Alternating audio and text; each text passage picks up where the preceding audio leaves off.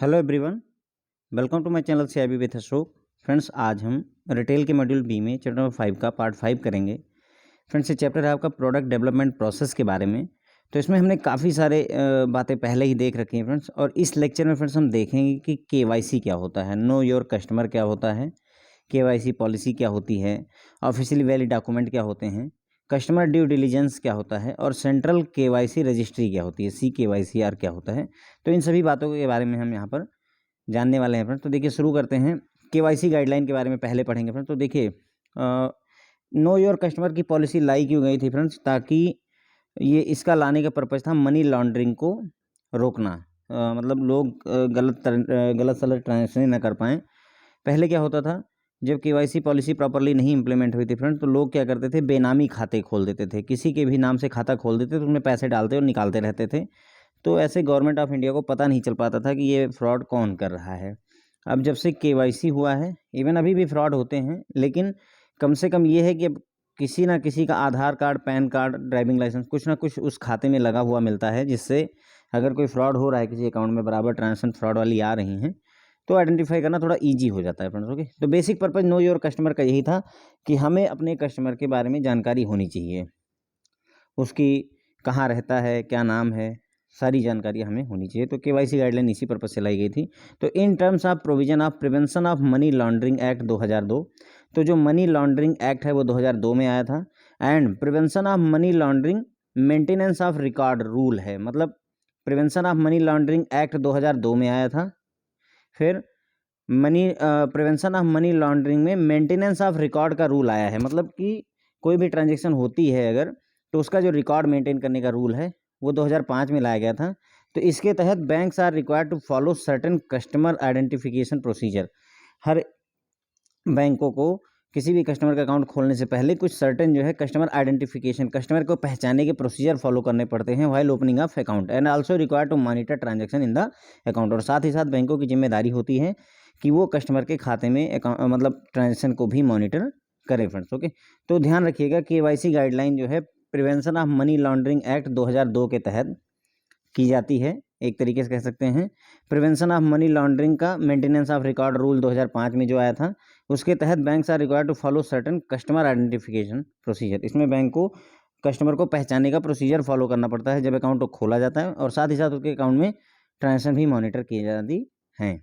There shall be know your policy. अब हर एक बैंक में केवाईसी पॉलिसी होनी चाहिए, जो कि बोर्ड ऑफ डायरेक्टर द्वारा अप्रूव होनी चाहिए। हर एक बैंक में know your customer KYC policy होनी चाहिए, जो कि उनके खुद के बैंक के बोर्ड ऑफ डायरेक्टर द्वारा अप्रूव होनी चाहिए, या कोई ऐसी कमेटी जिसको बोर्ड ने ये पावर दे रखी है कि वो केवाईसी पॉलिसी को अप्रूव कर सके।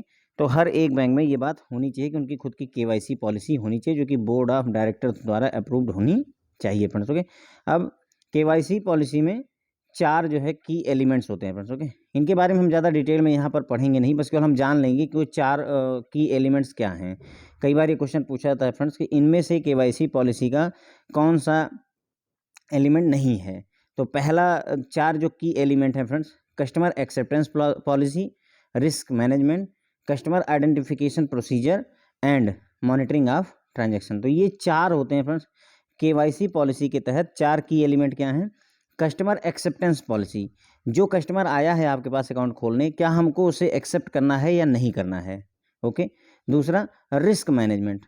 अब नहीं मतलब किसी कस्टमर को एक्सेप्ट करना है या नहीं करना, इसका क्या मतलब हुआ? अगर कोई पर्सन पाकिस्तानी नेशनैलिटी का है, बांग्लादेशी नेशनैलिटी का है, या कोई ऐसा पर्सन है जो आरबीआई की लिस्ट में है, फ्रॉड करने वाली लिस्ट में है, तो ऐसे पर्सन को हम एज ए कस्टमर नहीं एक्सेप्ट कर सकते हैं। मैं सिर्फ यहाँ पर एग्जांपल दे रहा हूँ आपको ये सारे, ठीक है। तो इसीलिए वो कस्टमर एक्सेप्टेंस पॉलिसी बनाई गई है कि हम मतलब कस्टमर को एक्सेप्ट कर सकते हैं, किस कस्टमर को नहीं एक्सेप्ट कर सकते। रिस्क मैनेजमेंट, हर एक कस्टमर के साथ में रिस्क जुड़ा होता है, उस रिस्क को भी मैनेज करना पड़ता है। इसीलिए कस्टमर को कैटेगराइज किया जाता है रिस्क के आधार पर। लो risk customer, medium risk customer और हाई रिस्क कस्टमर होता है। लो रिस्क कस्टमर का फ्रेंड्स हम केवाईसी हर 10 साल में अपडेट करते हैं, मीडियम रिस्क का हर 8 साल में अपडेट करते हैं, और हाई रिस्क कस्टमर का हर 2 साल में अपडेट करते हैं फ्रेंड्स। ओके, अभी आगे इसके बारे में हम और डिटेल में चर्चा करेंगे। कस्टमर आइडेंटिफिकेशन प्रोसीजर, ये होता है CIP होता है फ्रेंड्स। हर एक कस्टमर को पहचानने के लिए कुछ सर्टेन डॉक्यूमेंट्स की नीड होती है, वो आता है आपका कस्टमर आइडेंटिफिकेशन प्रोसीजर में। और चौथा होता है फ्रेंड्स जो मॉनिटरिंग ऑफ ट्रांजैक्शन, जिसके तहत हम जो भी 10 लाख से ऊपर की ट्रांजैक्शन है या विदेश से कोई रेमिटेंस आया हो, उन सभी ट्रांजैक्शंस पर मॉनिटरिंग करते हैं, नज़र रखते हैं फ्रेंड्स। ओके, तो ये सारा कुछ आपका केवाईसी पॉलिसी के तहत आता है। तो केवाईसी पॉलिसी में फ्रेंड्स हमें 4 की एलिमेंट हो गए: customer acceptance policy, risk management, customer identification procedure और मॉनिटरिंग ऑफ ट्रांजैक्शन। ये 4 चीज़ें हम करते हैं। अब जब भी आप किसी कस्टमर की केवाईसी कर रहे हैं तो आपको क्या क्या बातें जो है ध्यान रखनी होती है। बैंक शैल इंश्योर दैट, ये कुछ सर्टेन 7-8 पॉइंट है friends. No account is open in the anonymous और फिसिटियस बेनामी नेम, किसी भी मतलब एनोनिमस नेम में कोई नाम नहीं है या फिक्शनल नाम है या बेनामी नाम का कोई खाता हम नहीं खोलेंगे। अकाउंट अगर ओपन करना है तो किसी सर्टन पर्सन का होना चाहिए, राम श्याम मोहन ऐसा होना चाहिए, ना कि जो है कोई ऐसा नाम हो जो कि फिक्शन टाइप का हो, है ना, महारानी या फलाना ऐसे करके नहीं होना चाहिए। अकाउंट जो है किसी पर्सन के नाम से ओपन होना चाहिए, बेनामी खाते नहीं खोलने चाहिए। No account is open where bank is unable to apply appropriate CDD, customer due diligence. CDD क्या होता है फ्रेंड्स? कस्टमर ड्यू डिलीजेंस होता है। इसमें क्या होता है, जो भी डॉक्यूमेंट कस्टमर सबमिट करता है उसकी रिलायबिलिटी चेक की जाती है कि ये जो डॉक्यूमेंट है वो सही है, अथेंटिक है या नहीं है। तो उस कस्टमर ड्यू डिलीजेंस अगर नहीं कर पा रहा है बैंक, तो बैंक कोई खाता नहीं ओपन करेगा। और कस्टमर ड्यू डिलीजेंस क्यों नहीं कर पा रहा है? Either due to non cooperation of customer cooperate नहीं कर रहा है हमारे साथ में, और non reliability of the documents information furnished by the customer, या जो कस्टमर ने documents Aadhaar card PAN card हमें दिए हैं वो विश्वसनीय नहीं हैं, डाउटफुल हैं, या हम वेबसाइट पर जब चेक कर रहे हैं तो वहाँ पर वो फाइंड नहीं हो पा रहे हैं।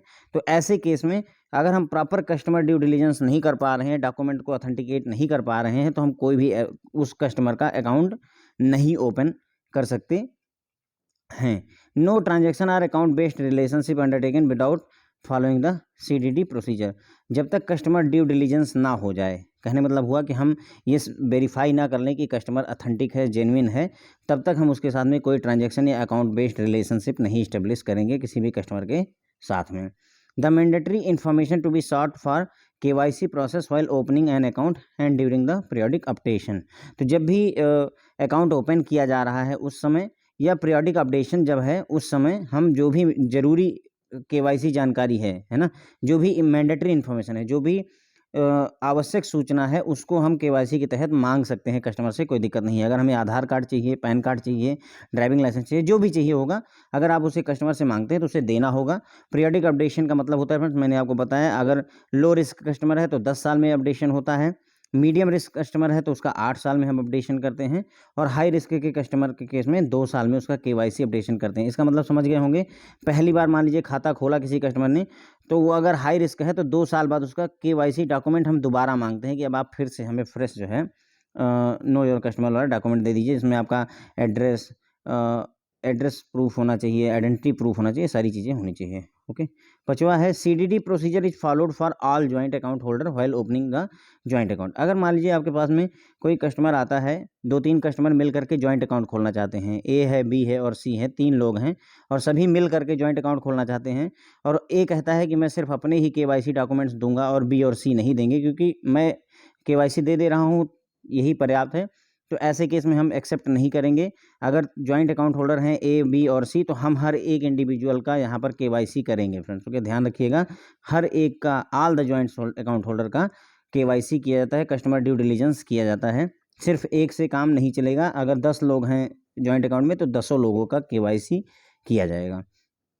सीडीडी का मतलब समझ गए हैं, कस्टमर ड्यू डिलीजेंस का मतलब होता है जो भी डॉक्यूमेंट्स आपको दिए गए हैं वो अथेंटिक हैं। Okay, circumstances in which a customer is permitted to act on behalf of other person is clearly spelled out. अगर मान लीजिए कोई ऐसी स्थिति है जब एक कस्टमर के बिहाफ पर कोई दूसरा आदमी अगर काम करना चाहता है, तो ये बात जो है बहुत ही क्लियरली जो है मेंशन होनी चाहिए, बहुत ही क्लियरली लिखी हुई होनी चाहिए। कई बार ट्रस्ट वगैरह के केस में ऐसा होता है फ्रेंड्स, वहाँ पर किसी न किसी व्यक्ति को नॉमिनेट किया जाता है कि आप अकाउंट को मॉनिटर करेंगे, आप अकाउंट को चलाएंगे, तो उस केस में ये चीज़ क्लियरली स्पेल आउट होनी चाहिए।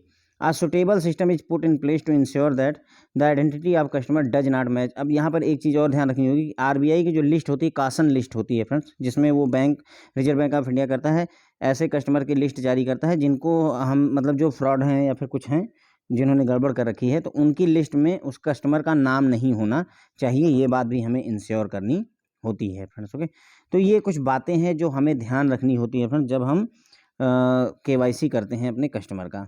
केवाईसी पॉलिसी के तहत 4 की एलिमेंट कौन कौन से हैं friends? Customer acceptance policy, risk management, customer identification process और मॉनिटरिंग ऑफ ट्रांजेक्शन। ये 4 जो है की एलिमेंट्स हो गए। बैंकों को क्या बातें इंश्योर करनी है जब भी केवाईसी करते हैं, कस्टमर ड्यू डिलिजेंस करते हैं? कोई भी अकाउंट जो है बेनामी नाम से या एनोनिमस नाम से या फिक्शनल नाम से नहीं खोला जाएगा। नो अकाउंट इज ओपन, कोई भी अकाउंट नहीं ओपन किया जाएगा अगर जो है bank CDD customer due diligence measure appropriately नहीं कर पाता है। अब CDD क्यों नहीं कर पाएगा?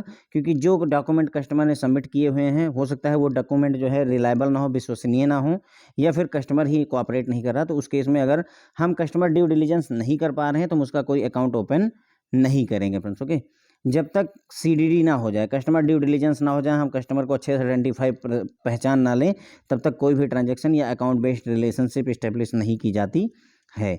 जब भी आप पहली बार अकाउंट ओपन कर रहे हों या जब भी पीरियोडिक अपडेशन कर रहे हो KYC का, तो जो भी मैंडेटरी इन्फॉर्मेशन है वो आप कस्टमर से मांग सकते हैं, कोई दिक्कत नहीं है। अपडेशन का क्या केस है?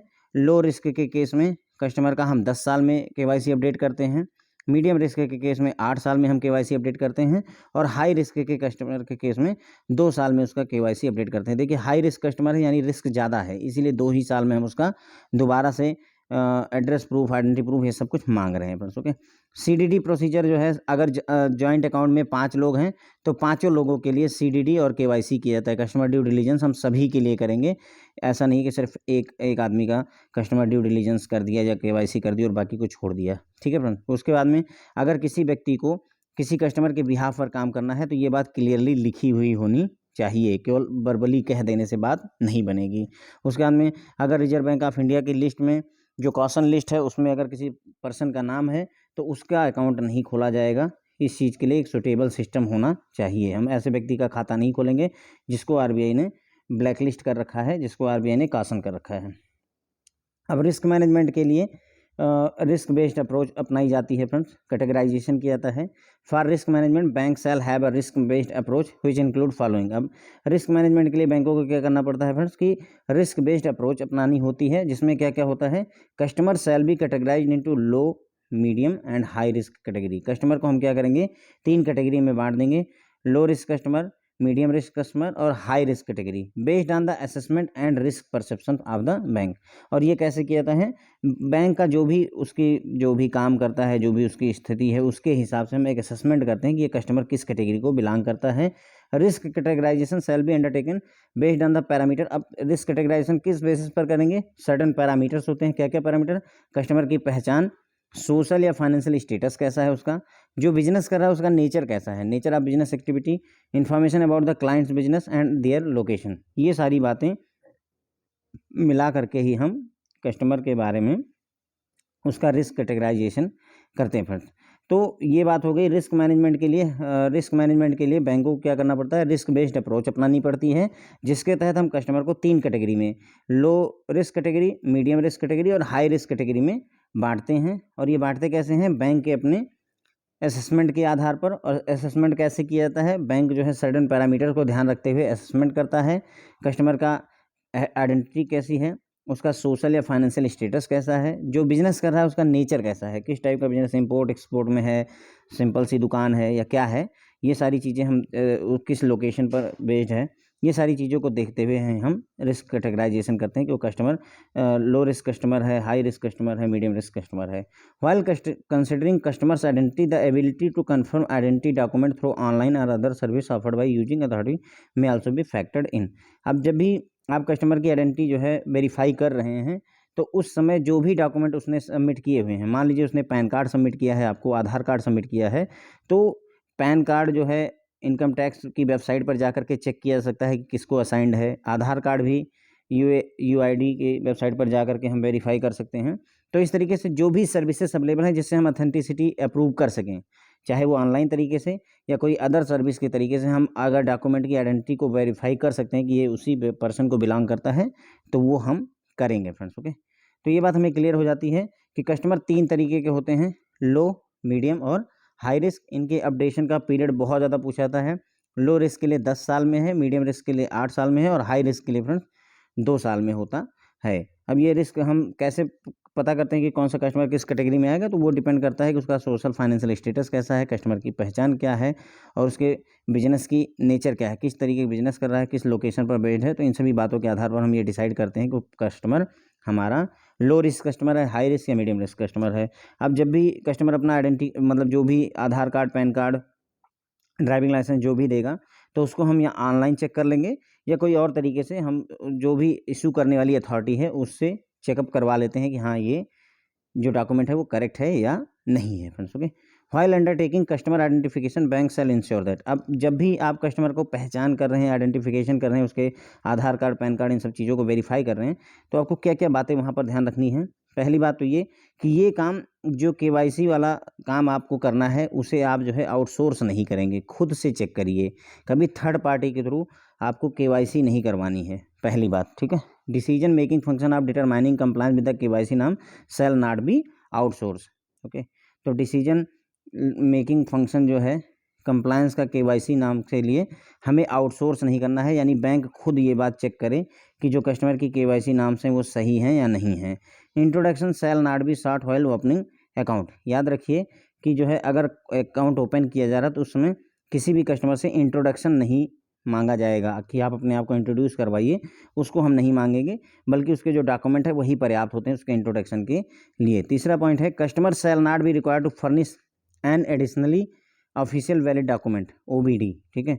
किसी भी कस्टमर को एडिशनल ओबीडी के लिए नहीं मांगा जाएगा अगर उसने जो ओबीडी ऑफिशियली वैलिड डॉक्यूमेंट होता है फ्रेंड्स, ओबीडी आगे अगर हम ओबीडी को रेफर करेंगे तो ध्यान रखिएगा ऑफिशियली वैलिड डॉक्यूमेंट होता है। ये 6 होते हैं, अभी उसके बारे में भी बात करेंगे हम, ठीक है। तो कस्टमर ने अगर जो ओबीडी दी है, ऑफिशियल वैलिड डॉक्यूमेंट सबमिट किया है, अगर उसमें उसकी पहचान और उसके प्रूफ, एड्रेस का प्रूफ हमें मिल जाता है तो हम उससे कोई एक्स्ट्रा जो है ओबीडी नहीं मांगेंगे। अगर कोई एक ऐसा, जैसे आधार कार्ड होता है उसमें एड्रेस भी होता है, उसमें उसकी पहचान भी होती है, फोटो वगैरह भी होती है, नाम भी होता है, तो ऐसे केस में हम उससे कोई और ओबीडी नहीं मांगते हैं। ऑफिशियली गाइडलाइन यही है।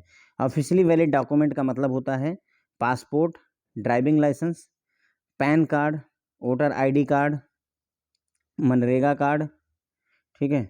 उसके बाद में नरेगा कार्ड हो गया आपका फ्रेंड्स, वोटर आईडी कार्ड हो गया, ड्राइविंग लाइसेंस हो गया, पासपोर्ट हो गया, पैन कार्ड हो गया और आधार कार्ड हो गया। तो ये सारे होते हैं फ्रेंड्स। इसमें से एक चीज़ ध्यान रखिएगा, पैन कार्ड में थोड़ा सा डाउट बनता है, तो याद रखिएगा कि पैन कार्ड को एज ए ओबीडी एक्सेप्ट नहीं किया जाता है। यहाँ पर मैंने लिख दिया है, लेकिन जितना मैंने आरबीआई वगैरह की वेबसाइट पर देखा है उस हिसाब से पैन कार्ड को ओबीडी में एक्सेप्ट नहीं किया जाता है, ठीक है। तो कुल मिलाकर के 6 होते हैं फ्रेंड्स। पासपोर्ट हो गया, ड्राइविंग लाइसेंस हो गया, वोटर आईडी कार्ड हो गए 3, उसके बाद में नरेगा का कार्ड हो जाता है 4 और एक आधार कार्ड हो जाता है 5, एक और बचता है फ्रेंड्स। अभी देख लीजिएगा आप लोग भी, कमेंट सेक्शन में बताइएगा जो है कि पैन कार्ड को हम एज ए ओबीडी एक्सेप्ट कर सकते हैं या नहीं कर सकते हैं। ओके, ऑफिशियली वैलिड डॉक्यूमेंट के तहत। तो customer at their option shall submit one of the 6 OBD for proof of identity and proof of address, ठीक है। तो इन 6 में से एक ओबीडी को अपने आइडेंटिटी के लिए या प्रूफ ऑफ एड्रेस के लिए सबमिट कर सकता है। Customer shall not be required to furnish separate proof of current address if it is different from, ठीक है। तो कस्टमर को ज़रूरत नहीं होती कि वो एक सेपरेट जो है करंट, मान लीजिए करंट एड्रेस अलग है, ओबीडी में जो एड्रेस है वो अलग है और करंट एड्रेस अलग है, तो कस्टमर को जो है सेपरेट प्रूफ देने की ज़रूरत नहीं होती है, कोई कंपलसरी नहीं होता है। In case of it is observe that address mention in as a proof of address has undergone a change, bank shall ensure that fresh proof of address is obtained within a period of 6 month. अब अगर ये देखा जाता है कि जो OBD में address है वो और जो प्रूफ ऑफ एड्रेस सबमिट या जो एड्रेस सबमिट कर रहा है कस्टमर, उसमें दोनों में डिफरेंस है, पहले आप कहीं और रहते थे, अब आप कहीं और रह रहे हैं, तो अगर ऐसे चेंजेस मतलब आते हैं तो उसको 6 महीने के अंदर में करंट एड्रेस अपडेट करवा करके बैंक के पास जमा करवा देना होता है।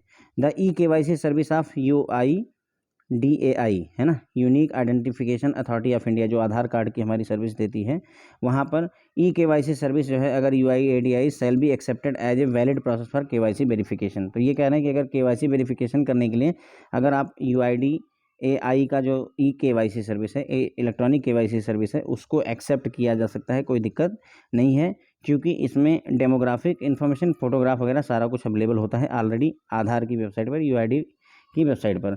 As a result eKYC process is treated as OBD। ठीक है, तो ध्यान रखिएगा, eKYC प्रोसेस को भी ऑफिशियली वैलिड डॉक्यूमेंट की तरह एक्सेप्ट किया जाता है, क्योंकि इसमें जो KYC का डेटा होता है वो UIDAI की वेबसाइट से सीधे जो है बैंक की वेबसाइट पर ट्रांसफ़र हो जाता है, उसमें कोई दिक्कत नहीं होती है। एक रीसेंट फोटोग्राफ हम लेते हैं कस्टमर का KYC के तहत, और any such document pertaining to the nature of business. अगर हमें कस्टमर किस तरीके का बिजनेस कर रहा है उसके बारे में जानने के लिए अगर कोई डॉक्यूमेंट की ज़रूरत होती है तो हम वो भी मांग सकते हैं, कोई दिक्कत नहीं है। अब एज पर जो income tax rule number 114B कहता है कि अगर आप अकाउंट ओपन करना चाहते हैं या BSBD अकाउंट ओपन करना चाहते हैं, नॉर्मल अकाउंट ओपन करना चाहते हैं या BSBD अकाउंट ओपन करना चाहते हैं, तो बैंक को आपको पैन नंबर देना होता है, पैन कार्ड देने की ज़रूरत होती है। ठीक है, पैन नंबर देना होता है as per rule number 114B of income tax rule. Okay, चाहे आपको नॉर्मल अकाउंट खोलना है, चाहे BSBD अकाउंट खोलना है, आपको पैन नंबर देना होता है। साथ ही साथ अगर आप कैश डिपॉजिट कर रहे हैं ब्रांच में और वो 50,000 रुपये से ऊपर का कैश डिपॉजिट कर रहे हैं तो भी पैन की ज़रूरत होती है, अगर पैन कार्ड ऑलरेडी खाते में नहीं सीडेड है, अगर पैन पहले से ही नहीं फीड है खाते में, तो उस केस में भी जो है 50,000 से ऊपर की ट्रांजेक्शन के लिए आपको पैन कार्ड देना पड़ता है। अब अगर कोई पर्सन है जिसका उसमें पैन अकाउंट नंबर नहीं है, पैन नंबर नहीं है, मान लीजिए पैन कार्ड है ही नहीं, तो उसे फॉर्म 60 भर के देना पड़ता है फ्रेंड्स। ओके, तो shall make a declaration in form 60 giving their in the particular of such transaction. तो उसे फॉर्म 60 भरना पड़ेगा जिसमें वो अपनी कोई भी जो ट्रांजेक्शन कर रहा है उसकी डिटेल्स देगा। As per prevention of money laundering maintenance of record second amendment rule 2017, if a person is a individual who is enable to enrol for Aadhaar number. तो अगर मान लीजिए कोई व्यक्ति है, ये बोल रहे हैं कि अगर मतलब नियम क्या कहता है कि अगर मान लीजिए कोई व्यक्ति जो आधार नंबर के लिए मतलब इनरोल कर सकता है, अगर वो कर सकता है तो उसे नॉर्मली आधार कार्ड सबमिट कर देना चाहिए और साथ ही साथ में पैन कार्ड सबमिट कर देना चाहिए, और अगर पैन कार्ड नहीं है तो फॉर्म 60 का एक डिक्लेरेशन दे देना चाहिए बैंक को नॉर्मली। मतलब कहने का ये है कि अगर ये दो चीज़ें आप दे देते हैं तो आपकी KYC की फॉर्मेलिटी कंप्लीट हो जाती है फ्रेंड्स। ओके, तो ये काफ़ी सारी बातें हो गई फ्रेंड्स यहाँ पर। तो जब भी आप कस्टमर का आइडेंटिफिकेशन कर रहे हैं तो आपको कौन कौन सी बातें ध्यान रखनी है। एक तो हम KYC जो है कभी भी आउटसोर्स नहीं कर सकते, थर्ड पार्टी से हम नहीं करवा सकते हैं, KYC बैंक को ही करनी होती है। दूसरा, किसी भी कस्टमर से हम उसका इंट्रोडक्शन नहीं करवाने के लिए कहेंगे। आप दो गारंटर लेकर के, ये दो लोग जो आपको पहचानते हैं उनको ला करके अपने आप को इंट्रोड्यूस करवाए, ऐसा हम नहीं करेंगे। अगर जो है कस्टमर ने जो OBD दिया है, ऑफिशियली वैलिड डॉक्यूमेंट दिया है, अगर उसमें जो है आइडेंटिटी प्रूफ और एड्रेस प्रूफ दोनों है तो हम उससे कोई और एक्स्ट्रा जो है OBD नहीं मांगते हैं। OBD का मतलब होता है ऑफिशियली वैलिड डॉक्यूमेंट। इसमें आपका passport, driving licence, voter ID card, NREGA card और आधार कार्ड, ये सारी चीज़ें आती हैं। पैन कार्ड में डाउट है फ्रेंड्स, एक बार चेक करके आप लोग भी ज़रा RBI की वेबसाइट पर थोड़ा सा मेहनत कीजिए और ये देखिए क्या पैन कार्ड को OBD की तरह एक्सेप्ट किया जा सकता है या नहीं किया सकता है। ओके, तो ये सारी चीज़ें हो जाती हैं। कस्टमर जो है अपने अपने हिसाब से 6 जो OBD होते हैं फ्रेंड्स, उनमें से कोई भी एक जो है दे सकता है आपको आइडेंटिटी और एड्रेस प्रूफ के लिए। देखिए जो पैन कार्ड होता है उसमें एड्रेस प्रूफ वगैरह मेरे ख्याल से नहीं होता है शायद ना, तो इसलिए देना नहीं बनता है। यस, तो देखिए फ्रेंड्स, जो आपका पैन कार्ड होता है वो OBD में नहीं आता है। 6 हमारे जो OBD होते हैं, एक तो होता है आपका ड्राइविंग लाइसेंस ले लीजिए, पासपोर्ट ले लीजिए, आधार कार्ड आप ले सकते हैं, 3 ये हो गए। उसके बाद में मनरेगा का जो जॉब कार्ड इशू होता है वो भी एक्सेप्टेबल होता है। वोटर ID हो गई आपकी, ठीक है, तो 1 2 3 4 5 ये हो गए। और एक होता है जो नेशनल पॉपुलेशन रजिस्टर होता है फ्रेंड्स, नेशनल पॉपुलेशन रजिस्टर की तरफ से इशू सर्टिफिकेट भी काम आता है। तो ये 6 होते हैं फ्रेंड्स, ड्राइविंग लाइसेंस, पासपोर्ट, आधार कार्ड और वोटर ID और मनरेगा का जॉब कार्ड या फिर जो नेशनल पॉपुलेशन रजिस्टर की तरफ से कार्ड इशू जो किया जाता है, ये सारे होते हैं। पैन कार्ड को आप एज ए OBD एक्सेप्ट नहीं कर सकते हैं फ्रेंड्स। ओके, तो इन 6 में से कोई भी OBD जो है कस्टमर आपको सबमिट कर सकता है। अब कस्टमर को कोई भी अलग से सेपरेट जो है करंट एड्रेस का प्रूफ नहीं देने की ज़रूरत होती है, अगर OBD का एड्रेस और करंट एड्रेस डिफरेंट है तो। ठीक है, फिर भी नॉर्मली बैंक क्या करता है, अगर मान लीजिए करंट एड्रेस का प्रूफ जो है नहीं है उसके पास में, तो उससे कोई भी 2 महीने के ज़्यादा से ज़्यादा 2 महीने पुराना बिल लिया जा सकता है, चाहे वो इलेक्ट्रिसिटी का बिल ले लीजिए और चाहे गैस का बिल ले लीजिए, चाहे पोस्ट पेड बिल ले लीजिए, अगर 2 महीने से पुराना नहीं है तो उसे एज ए करंट एड्रेस का प्रूफ हम मान करके चलते हैं फ्रेंड्स। ओके, अब अगर जो है जो एड्रेस ओबीडी में है और जो एड्रेस जो है सबमिट किया जा रहा है, मतलब कहने का ये है कि अगर ओबीडी के एड्रेस से और जो एड्रेस लिख रहा है कस्टमर अपने फॉर्म पे, उसमें दोनों में अगर चेंजेज है तो 6 महीने के अंदर में फ्रेश प्रूफ ऑफ एड्रेस जो है दे देना होता है कस्टमर को ला करके, जिसमें करंट एड्रेस अवेलेबल हो फ्रेंड्स। ओके, अब उसके बाद में ओबीडी के 6 डॉक्यूमेंट तो हम ले ही सकते हैं, साथ ही साथ में अगर कोई customer UIDAI unique identification authority of India की eKYC सर्विस के तहत भी जो है अकाउंट ओपन करवाना चाहता है तो उसे भी हम वैलिड ओबीडी मानते हैं, ऑफिशियली वैलिड डॉक्यूमेंट के तौर पर eKYC प्रोसेस को भी माना जाता है। ये बात ध्यान रखेंगे, यानी कि हम ये कह सकते हैं कि गवर्नमेंट ऑफ इंडिया ने अथराइज कर रखा है कि eKYC के तहत अगर कोई कस्टमर अकाउंट ओपन करवाता है तो वो भी as a officially valid document accept किया जाता है फ्रेंड्स। ओके, उसके बाद में उसका रिसेंट फोटोग्राफ लेना होता है ताकि आइडेंटिफाई कर सकें। ओके, उसके बाद में उसका बिजनेस कैसा है, उसका बिजनेस का नेचर कैसा है, उसके लिए अगर कोई सपोर्टिंग डॉक्यूमेंट की ज़रूरत है तो वो भी हम कस्टमर से मांग सकते हैं। तो ये सारी बातें, इतनी बातें हमें ध्यान रखनी चाहिए। थोड़ा पैन कार्ड के बारे में जानते हैं। कोई भी अकाउंट अगर ओपन कर रहे हैं आप, BSBDA हो चाहे BSBDA अकाउंट के बारे में हम पहले ही पढ़ चुके हैं, तो इनकम टैक्स का रूल 114B कहता है कि आपको पैन कार्ड कोड करना पड़ता है, पैन कार्ड आपको देना पड़ता है, या कैश अगर जमा कर रहे हैं बैंक में 50,000 से ज़्यादा तो उस केस में भी पैन देना पड़ता है, अगर पैन कार्ड ऑलरेडी खाते में नहीं डला हुआ है। अब अगर मान लीजिए कोई पर्सन है जिसके पास पैन नंबर नहीं है तो उसे फॉर्म 60 भरना पड़ता है। ध्यान रखिएगा, अगर कोई पर्सन के पास में पैन कार्ड नहीं है तो उसे फॉर्म 60 भर करके भी पैन कार्ड के इक्विवेलेंट काम चल सकता है।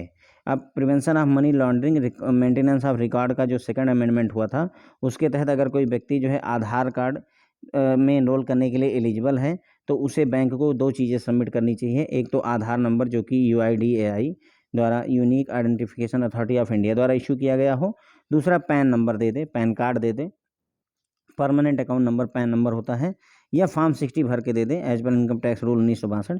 तो ये 2 डॉक्यूमेंट अगर आप दे देते हैं बैंक को तो मोर देन सफिशिएंट हो जाता है फ्रेंड्स आपके लिए। ओके, उसके बाद में अब हम अगला टॉपिक उठाएंगे फ्रेंड्स। हमने अभी तक KYC के बारे में जाना, अब हम CKYCR के बारे में जानेंगे। सेंट्रल KYC रजिस्ट्री होता है फ्रेंड्स। पहली बात तो ये जान लीजिए, CKYCR का मतलब होता है, C का मतलब सेंट्रल है, KYC का मतलब नो योर कस्टमर, R का मतलब रजिस्ट्री होता है। तो CKYCR के साथ में हम इन्फॉर्मेशन शेयर करना होता है हमें, शेयरिंग KYC इन्फॉर्मेशन, KYC की जानकारी हमें सेंट्रल KYCR रिकॉर्ड्स रजिस्ट्री के साथ शेयर करना होता है। सेंट्रल KYCR रिकॉर्ड्स रजिस्ट्री भी कहते हैं, CKYCR को सेंट्रल KYC रिकॉर्ड्स रजिस्ट्री भी कहते हैं फ्रेंड्स। ओके, याद रखेंगे। तो अब इसमें क्या है कि गवर्नमेंट ऑफ इंडिया ने सरसई जिसके पास में हम अपना जब भी लोन वगैरह होता है तो सरसई में रजिस्टर करवाते हैं हम, तो सरसई को ही अथराइज कर रखा है कि वो CKYCR का फंक्शन भी परफॉर्म करेगा। यानी कि अगर हम कहें CKYCR हमारे देश में कौन करता है तो सरसई रिस्पॉन्सिबल है CKYCR के लिए, या सेंट्रल KYC रिकॉर्ड्स रजिस्ट्री कौन है तो वो हमारी सरसई है। ओके, सरसई का फुल फॉर्म क्या होता है friends? Central registry of securitisation asset reconstruction and security interest of India, ये होता है फ्रेंड्स आपका सरसई। तो सरसई जो है CKYCR के लिए क्या है, यहाँ पर हमारे गवर्नमेंट ऑफ इंडिया की तरफ से CKYCR का फंक्शन एक्ट करता है, फंक्शन करता है कौन? सरसई करता है फ्रेंड्स। ओके, तो bank shall capture the KYC information for sharing with CKYCR in a manner mentioned in the rule as required by revised KYC template prepared for individual and legal entity as the case may be. तो बैंकों को क्या करना होता है? KYC के information को इकट्ठा करना होता है फ्रेंड्स। किस मैनर में इकट्ठा करना होता है? जैसा CKYCR के नए जो है लेटेस्ट टेम्पलेट में दिया हुआ है कि इंडिविजुअल के लिए कैसे क्या क्या डेटा इकट्ठा करना है, लीगल एंटिटी के लिए क्या क्या डेटा इकट्ठा करना है, वो पूरा डेटा मतलब एक फॉर्म टाइप का होता है, उसी फॉर्म में बैंकों को KYC का डेटा इकट्ठा करना होता है। Scheduled commercial bank shall invariably upload the KYC data pertaining to all new account opened on or after 1 January 2017 with Sarsai. क्योंकि सरसई हमारी CKYCR है तो इसलिए 1 जनवरी 2017, याद रखिएगा 1/1/2017 या उसके बाद के जितने भी अकाउंट ओपन हो रहे हैं फ्रेंड्स उन सब का डेटा CKYCR में अपलोड हो रहा है, उन सब का डेटा CKYCR में अपलोड हो रहा है। अभी रिजर्व बैंक ऑफ इंडिया की बल्कि गाइडलाइन आई है कि इसके पहले के भी जो खाते हैं उनमें भी CKYCR अब होगा। जब भी कस्टमर का आप पीरियोडिक अपडेशन करते हैं उस समय कर दीजिए, लेकिन धीरे धीरे होगा। लेकिन फिलहाल के लिए आप कट ऑफ लाइन अगर मांगा जाए आपसे कि CKYCR में जो हम डेटा बैंक प्रोवाइड कर रहे हैं वो कब से अकाउंट ओपन होने के बाद दे रहे हैं, तो 1 जनवरी 2017 या उसके बाद अगर कोई खाता खुलता है तो वो जानकारी आपको सरसई को यानी CKYCR को देनी होती है फ्रेंड्स। ओके, तो ये हो गया फ्रेंड्स आपका CKYCR के बारे में हमने थोड़ा बहुत जाना। हमें क्या करना होता है, KYC central KYC records registry होता है CKYCR। तो गवर्नमेंट ऑफ इंडिया ने अथराइज किसको कर रखा है, सरसई को। सरसई का फुल फॉर्म क्या होता है, central registry of securitisation asset reconstruction and security interest of India. ठीक है, इसको सरसई को अथराइज कर रखा है कि वो एक्ट करेगा या परफॉर्म करेगा फंक्शन किसका, CKYCR का। CKYCR का फंक्शन कौन परफॉर्म करेगा, सरसई करता है फ्रेंड्स। ये बात याद रखिए, क्वेश्चन पूछा जाता है। तो इसमें बैंकों को क्या करना होता है, हर एक कस्टमर की KYC इन्फॉर्मेशन को कैप्चर करना होता है और उसे शेयर करना पड़ता है CKYCR के साथ में। और जो लेटेस्ट टेम्पलेट है KYC का, रिवाइज टेम्पलेट है KYC का, उसी के अकॉर्डिंग ही डेटा तैयार करना पड़ता है बैंकों को। इंडिविजुअल के लिए अलग है टेम्पलेट, लीगल एंटिटीज़ के लिए अलग है।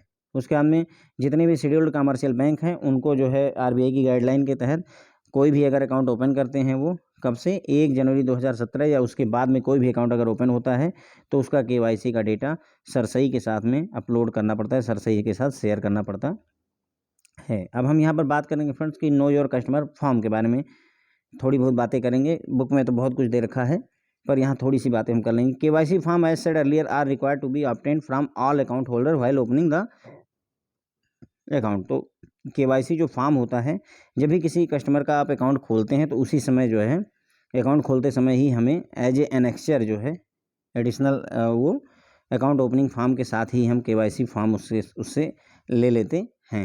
It throws light on different dimension of the customer and help the bank to deal with them appropriately. अब ये क्या करता है, आपने KYC का अगर जो है डेटा ले लिया तो ये कस्टमर के डिफरेंट डायमेंशंस पर डिफरेंट बातें बताता है, हर चीज़ के बारे में आपको नॉलेज होती है और साथ ही साथ में कस्टमर के साथ कैसे डील करना है बैंक को, उसके बारे में भी अप्रोप्रिएट इन्फॉर्मेशन होती है। The most details important details which are to be furnished in KYC form are discussed below. अब कौन कौन सी इंपॉर्टेंट डिटेल है जिन्हें KYC फॉर्म में फर्निश करना होता है, ज़रूर से ज़रूर देना होता है कस्टमर को। वैसे तो बहुत मतलब 25-30 डिटेल दी हैं, लेकिन मैंने जो इंपॉर्टेंट है उनको रखा है। नाम और एड्रेस होना चाहिए कस्टमर का, पैन नंबर होना चाहिए, टिन नंबर होना चाहिए, उसके स्पाउस की डिटेल, फादर, कितने बच्चे हैं, बेटा बेटी, उनकी डिटेल होनी चाहिए। कोई अगर डिपॉजिट अकाउंट, लोन अकाउंट है दूसरे बैंक या ब्रांच के साथ, उसकी जानकारी होनी चाहिए। अगर कोई फॉरेन कंट्री की विजिट पिछले 3 साल में की है तो उसकी भी जानकारी देनी होती है। एनुअल इनकम कितनी है इसकी भी जानकारी देनी होती है KYC फॉर्म में फ्रेंड्स। ओके, तो KYC फॉर्म में ये इंपॉर्टेंट जानकारियाँ हैं जो देनी होती हैं। Based on the above information, इन सब के आधार पर branch will record in form endorsing the identity and genuineness. इन सभी जानकारी के आधार पर बैंक कस्टमर को आइडेंटिफाई करेगा, उसकी जेन्युइननेस, उसके डॉक्यूमेंट्स की जेन्युइननेस को चेक करेगा, एड्रेस का वेरिफिकेशन करेगा और उसी के हिसाब से रिस्क परसेप्शन भी तैयार किया जाता है। कस्टमर का कौन सी कैटेगरी में आएगा, लो, मीडियम और हाई में आएगा, उसको भी हम यहीं पर ही डिसाइड करते हैं। और साथ ही साथ एक थ्रेशोल्ड लिमिट सेट करते हैं कस्टमर के लिए कि वो साल भर में मैक्सिमम कितने रुपए का ट्रांजेक्शन करेगा friends. Okay, periodic updation shall be carried out at least once in every. अब देखिए, पीरियोडिक अपडेशन की बात हमने पहले भी की है। हाई रिस्क कस्टमर के लिए हर 2 साल में, मीडियम रिस्क कस्टमर के लिए हर 8 साल में और लो रिस्क कस्टमर के लिए हर 10 साल में हमें पीरियोडिक अपडेशन करना होता है। अब इसमें कुछ सर्टेन कंडीशंस होती हैं फ्रेंड्स, उसके बारे में हम बात करेंगे, लेकिन ये पहले एक बार फिर से देख लीजिए। यहाँ पे नो योर कस्टमर पॉलिसी के तहत हमने क्या देखा कि कस्टमर को KYC, जब भी हम कस्टमर का अकाउंट खोलते हैं तो उसका KYC जो है, KYC फॉर्म भी उससे भरवा लेते हैं एज ए एनेक्शन। उससे हमें ढेर सारी जानकारी मिल जाती है कस्टमर के बारे में। कौन कौन सी जानकारी कस्टमर को ज़रूर देनी होती है KYC फॉर्म में, काफ़ी सारी जानकारियाँ होती है फ्रेंड्स, लेकिन इसमें हमने काम भर की क्यों लिखी है। नाम और एड्रेस होना चाहिए कस्टमर का, उसका पैन कार्ड हमें मिलना चाहिए, उसके स्पाउस की डिटेल होनी चाहिए, उसके फादर के बारे में, उसके सन डॉटर के बारे में हमें जानकारी होनी चाहिए। अगर कोई FD वगैरह लोन है, FD है दूसरे बैंक के साथ या इसी बैंक के साथ, उसकी जानकारी भी होनी चाहिए। फॉरेन कंट्री की अगर पिछले 3 साल में अगर उसने कोई विजिट की है तो उसकी भी जानकारी उसे देनी होती है। साल भर में उसकी इनकम कितनी है, किस टाइप का बिजनेस कर रहा है, उसका बिजनेस का नेचर क्या है, ये सारी बातें उसे बतानी होती है। इन सभी के आधार पर, इस सारी जानकारी के आधार पर ब्रांच जो है अपना रिकॉर्ड मेंटेन करती है, केवाईसी का रिकॉर्ड मेंटेन करती है और साथ ही साथ ये आइडेंटिटी उसकी और उसके डॉक्यूमेंट्स की जेन्युइननेस को चेक करती है, एड्रेस का वेरिफिकेशन करती है और साथ ही साथ एक रिस्क परसेप्शन भी तैयार करती है कि ये किस कैटेगरी का कस्टमर होगा। और एक लिमिट सेट की जाती है ट्रांजेक्शन के थ्रेशोल्ड की, मैक्सिमम वो कितनी ट्रांजेक्शन एक साल में करेगा। अब जैसे कोई छोटा मोटा कस्टमर है तो हमने साल भर में 2 लाख उसकी लिमिट कर दी, अगर हमें लगता है कि बड़ा कस्टमर है तो हमने उसकी साल भर में 10 लाख रुपए की लिमिट सेट कर दी। तो ये सारी बातें हमें उसके केवाईसी के फॉर्म को देख करके ही पता चलती हैं। अब जो केवाईसी फॉर्म होता है फ्रेंड्स, उसमें जो कस्टमर का केवाईसी होता है उसको पीरियडिकली अपडेट करना पड़ता है, यानी हर 10 साल बाद, हर 8 साल बाद हमें कस्टमर की केवाईसी को दोबारा करना पड़ता है, एक तरीके से कह सकते हैं। तो 10 साल बाद हम लो रिस्क कस्टमर के लिए, 8 साल बाद हम मीडियम रिस्क के लिए और 2 साल बाद हम हाई रिस्क कस्टमर के लिए केवाईसी अपडेशन करते हैं। कुछ कंडीशंस हैं, जब आप केवाईसी अपडेशन कर रहे हैं तो क्या करना होता है।